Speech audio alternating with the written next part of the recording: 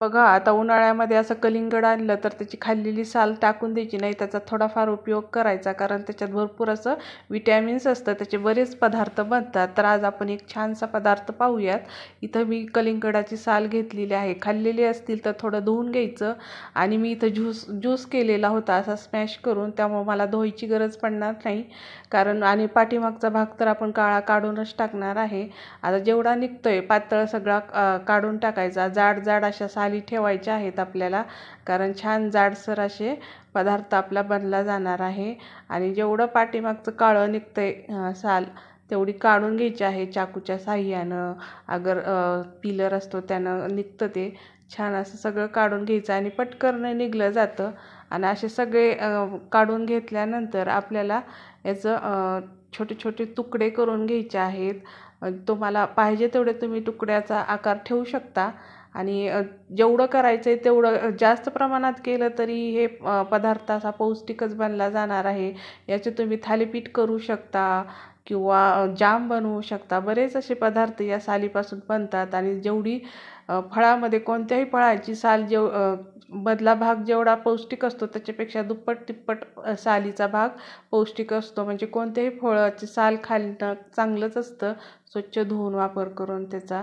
आता ही कलिंगडाच्या सालीमध्ये भरपूर असे विटॅमिन्स असतात, त्यामुळे त्याचा असा छान पदार्थ होतो. छोटे छोटे तुकडे केल्यानंतर भरपूर अशा पाण्यामध्ये, गरम पाण्यामध्ये आपल्याला 5 ते 10 मिनटं तरी छान असं शिजवून घ्यायचं आहे. जोपर्यंत झाकून शिजवायचं जोपर्यंत हे तुकडे आपले पिवळसर होत नाहीत, म्हणजे ट्रान्सपरंट होत नाहीत. छान शिजले की ते असे वाळल्यानंतर त्याचं असं जास्त वाळल्यासारखं होत नाही. छान अशी आपली टूटी फ्रुटी बनली जाते. इथं आपण कलिंगडाच्या सालीपासून छान अशी केकमध्ये वापरतात ती टूटी फ्रुटी बनवणार आहोत. आता हे 10 मिनटं मी 10 मिनटं छान शिजवून घेतलेलं आहे. आणि गाळून घ्यायचं आहे गाळणीच्या साह्यानं. आणि त्यातलं सगळं पाणी काढून घेतल्यानंतर जेवढी आता 1 वाटी माझी तुकडे भरलेले आहेत, तर 1 वाटी साखर घेऊन दुप्पट पाणी टाकायचं आहे. आणि गरम झाला पाक आपल्याला जास्त असं चिपचिपा थोडा झाला की त्याच्यात हे तुकडे टाकून छान आणखी 10 मिनटं शिजवून घ्यायचं आहे. म्हणजे काय होतं, त्याच्यामध्ये साखर छान मुरली जाते. आणि आता इथं तुम्हाला कोणते कलर काही वापरायचा असला एखादा कलर तर तुम्ही इथं वापरू शकता. पण तुम्हाला वेगवेगळे कलरचे करायचे असतील तर मग तुम्हाला वेगवेगळ्या वाट्यामध्ये घेऊन वेगवेगळ्या कलरची टूटी फ्रुटी बनवू शकता. पण मला इथं एकच कलरची बनवायची आणि मला फ्लेवर पण पाहिजे याच्यामध्ये, तर मी तर रूह अफजा वापरलेला आहे. छान गुलाबाच्या चवीचा हा रूह अफजा असतो, त्यामुळे आपल्या टूटी फ्रुटीला छान चव येते.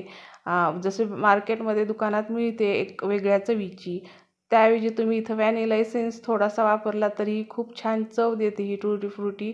आणि आता हे 10 मिनटं शिजल्यानंतर थोडासा कलर पण त्याला उतरला जातो. असंच ठेवायचं आहे पाकामध्ये आणि छान शिजलं जातं आणखीन गरम पाकामध्ये. आणि थोडंसं थंड झालं की मग मी त्याच्यामध्ये थोडंसं गरम असताना बीटरूट पण वापरलेले होते तुकडे.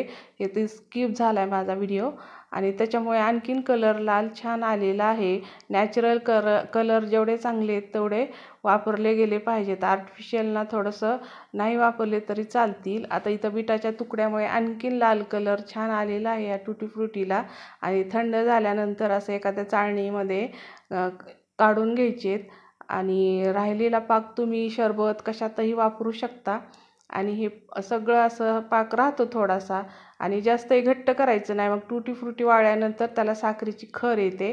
आणि एखादा तास परत गाळून असं बाहेर ठेवल्यानंतर एखादा तास परत दुसऱ्या दिवशी उन्हाला ठेवून मग डब्यामध्ये कोरड्या डब्यात भरून ठेवायचं आहे. व्हिडिओ आवडला तर लाईक शेअर सबस्क्राईब जरूर करा. धन्यवाद.